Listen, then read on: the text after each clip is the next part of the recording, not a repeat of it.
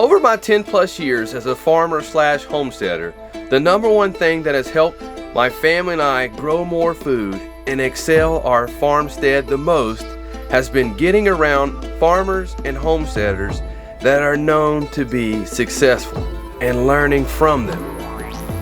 Yes, you can learn a lot from YouTube videos, but it's even better to learn in person at conferences, workshops, and courses, especially those that are on site on a farm and provide you with hands-on experience.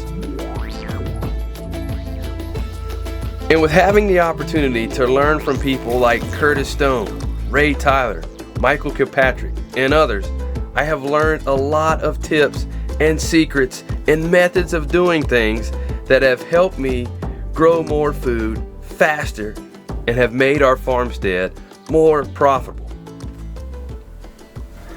And recently, I decided that now is the time to implement one of those secrets that I learned from Michael Kilpatrick in his lettuce MasterClass. And that secret is how to grow food faster using an old freezer that I've had. Alrighty, let's see here. We've had this thing a really long time. And I haven't looked in here in quite some time. Have you? Nah.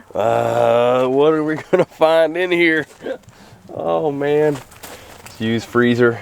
I knew I was one day gonna make it into a germination chamber, but this time is the first time that I've gotten around to actually working it out and planning to do it. So I have no idea what kind of old food, mold, or whatever we may find in here. Let's see. You're getting ready? Yes, it might not stink, but... Covering the snots. I don't know about you, but I'm kind of a little nervous. What are we gonna see? What are we gonna see? What are we gonna see? Gonna see? Oh! It's not that bad. It's not that bad. It even has baking soda from like 4 years ago. Oh man. Sure that baking soda helped out a little bit. We just got a little bit of little yuckiness down here that we just got to clean it up. We clean this up and we should be able to get it going. Alright, we're going to use two of our favorite cleaners, baking soda and vinegar. Those two do a good job on just about anything. Well, it doesn't really matter. I would use...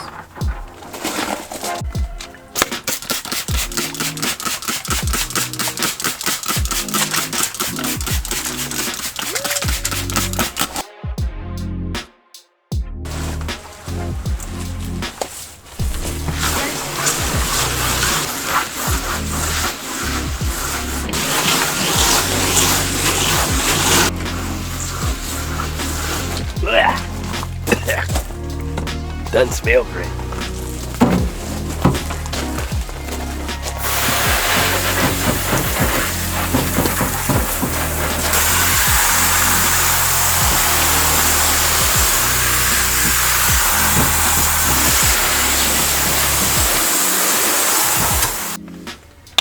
Alright, so I think we need to flip the shelves upside down so our trays won't just be slanted like that.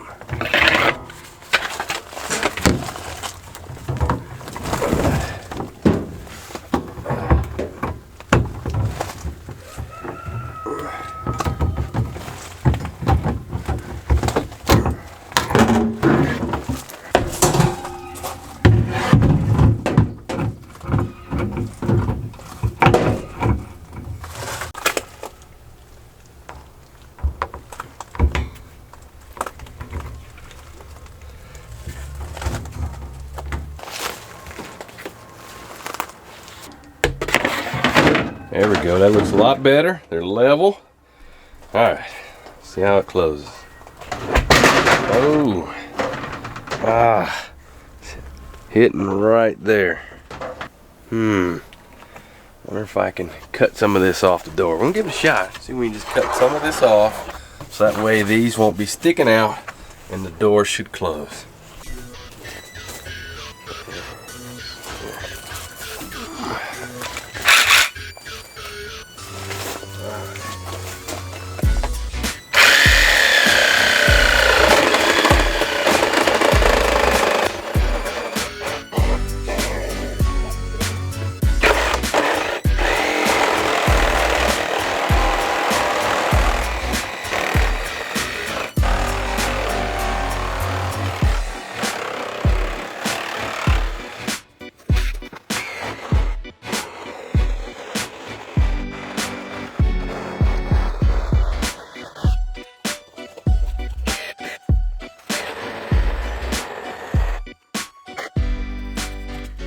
So taking this off, it looks a little different than what I had in mind of how it was going to look. Still need to cut this bottom piece off.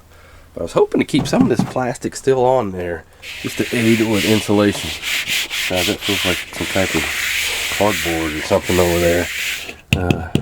But we do have some other insulation in the door there. Well, let me just cut this off and go from there.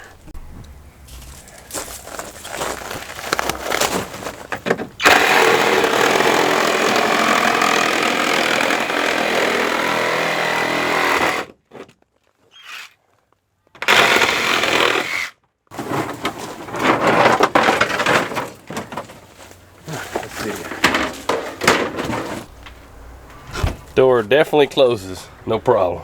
Woo! Thinking back to the lettuce masterclass, I remember that one of the farmers used an FRP paneling inside their germination chamber. So I went to my local hardware store to get one for the door of my germination chamber. And since it was going to be raining, I brought our family van.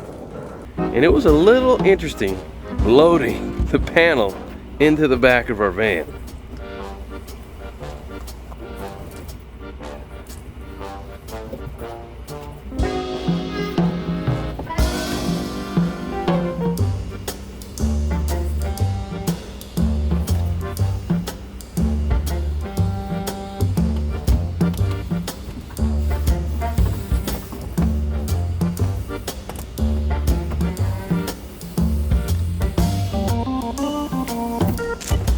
But thankfully, I got home just in time before it rained and began trying to see if this would work, installing it into my germination chamber.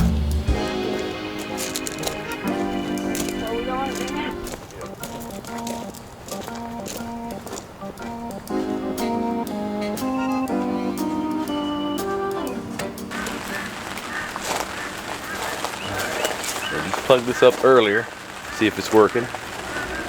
Ooh, it is working. It's cooling down, and we wanted to do that, and I'll explain why a little bit later. But it needs to be able to cool and heat, so we're gonna figure that out. First, let's finish this door. So, get a measurement here, there. So, right at 28 inches. See if we can get the slide in there. And we'll go this way. Here, on to here. So about 61.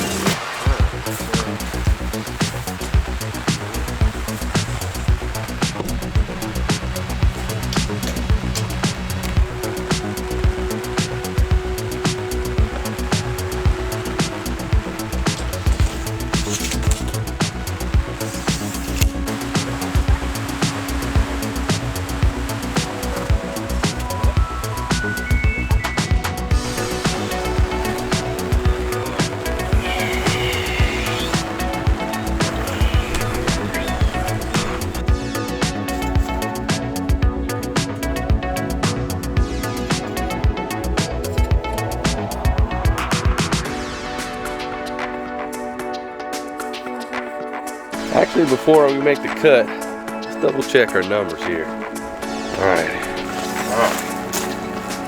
28.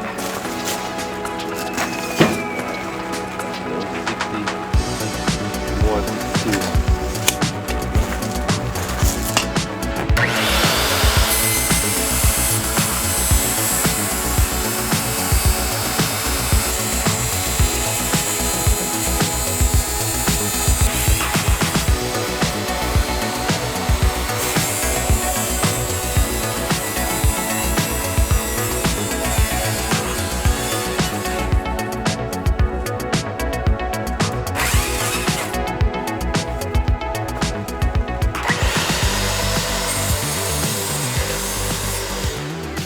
We can get this in there.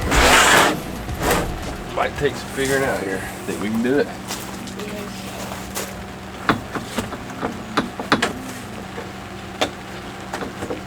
Okay. I think we can make it work. Before we get it all the way up there, let's first just glue it down with some of this.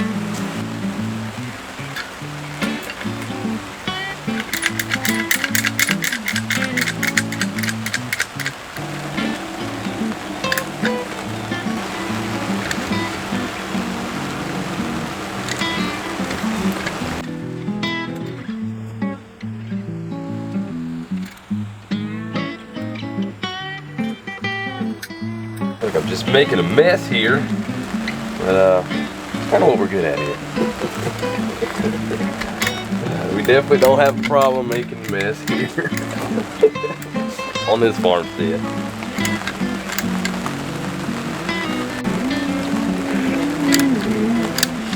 Running around doing crazy designs.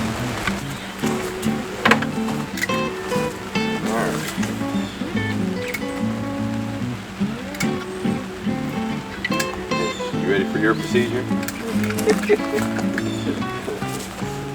How do you like my artwork? I don't think you're supposed to draw on the job. Alright, let's see if we can get it in here.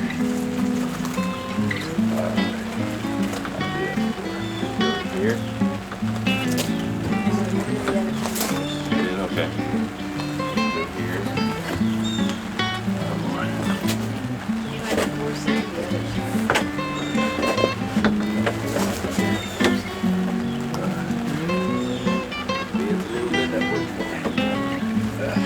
Oh, fingers stuck. Let's squeeze it out of there. Come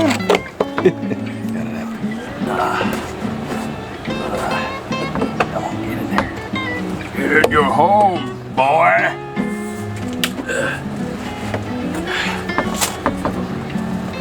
Work it in.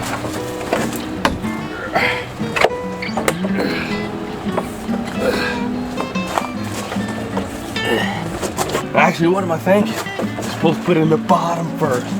This has a little bit more. Alright, take it out. Hopefully it hasn't glued together yet. Come on. Not too bad. Alright, try it again. Put it in the right way first there. Come on, man. You can do this. Here we go. Well.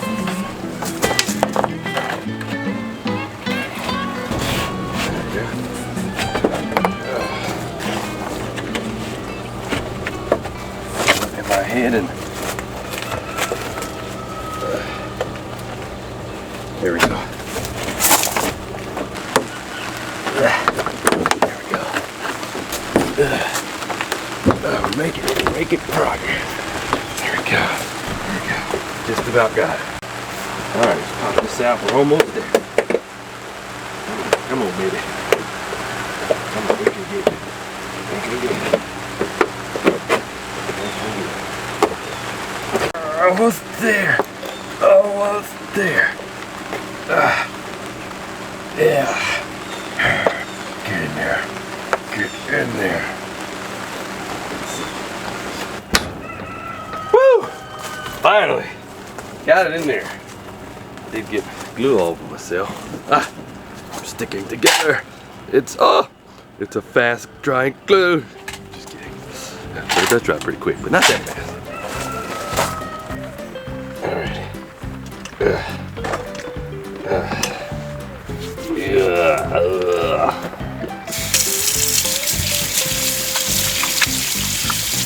I did not want to come off. Ty, can you give some of that baking soda? We'll try cleaning with that again. Alright, there we go. That's good. Oh yeah, that's helping out. Oh yeah. Baking soda to the rescue again. Oh, that makes a big difference. Huge difference. Alright. A little bit more.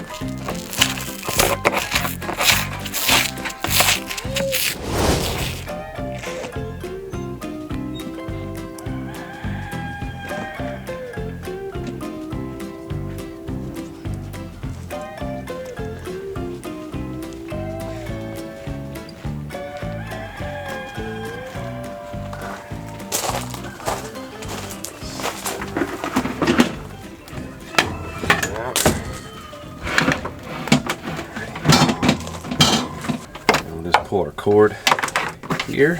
It being a flat cord, door should close right over it. We'll just tape this down to keep it from moving.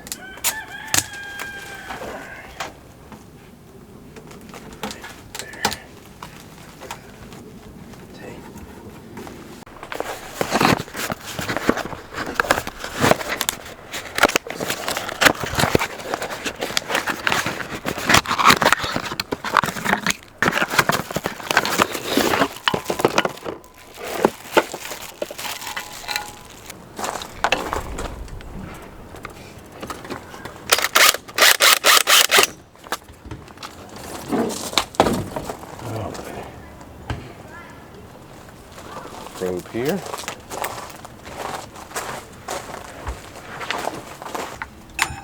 Stick it right there for now. Let's just wrap it around.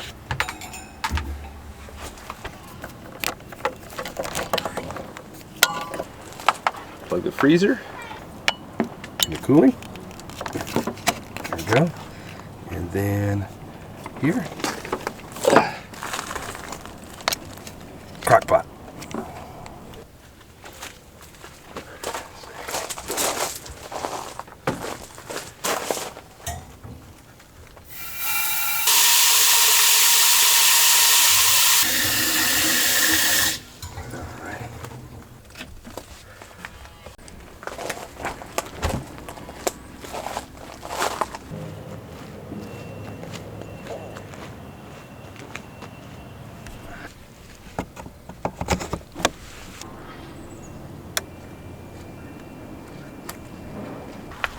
All right, so on Celsius, we do Fahrenheit here.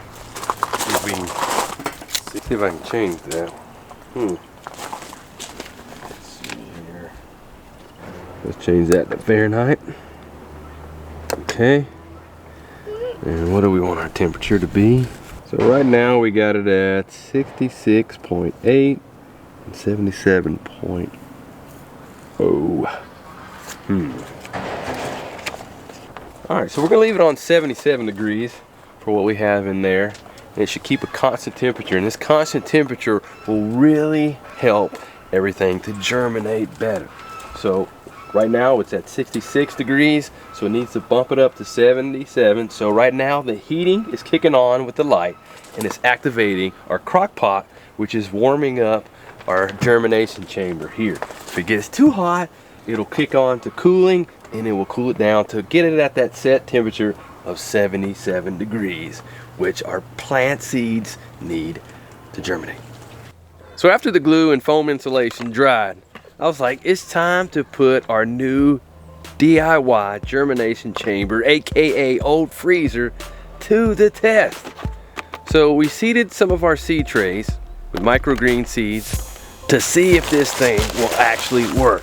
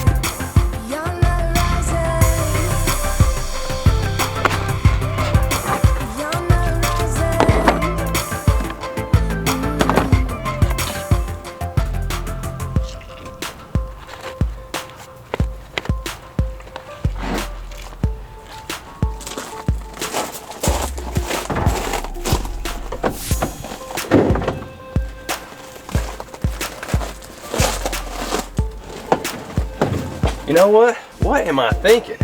We generally use a blackout tray to go on top of our starts whenever I'm growing them in other areas. But the germination chamber is dark, stays dark, so they don't need these.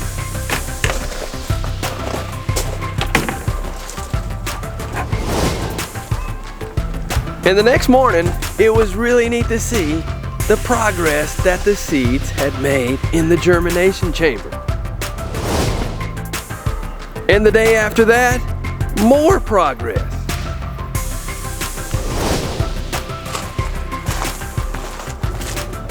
Wow. Ooh, look at here. These radishes are definitely ready to be transitioned out of here.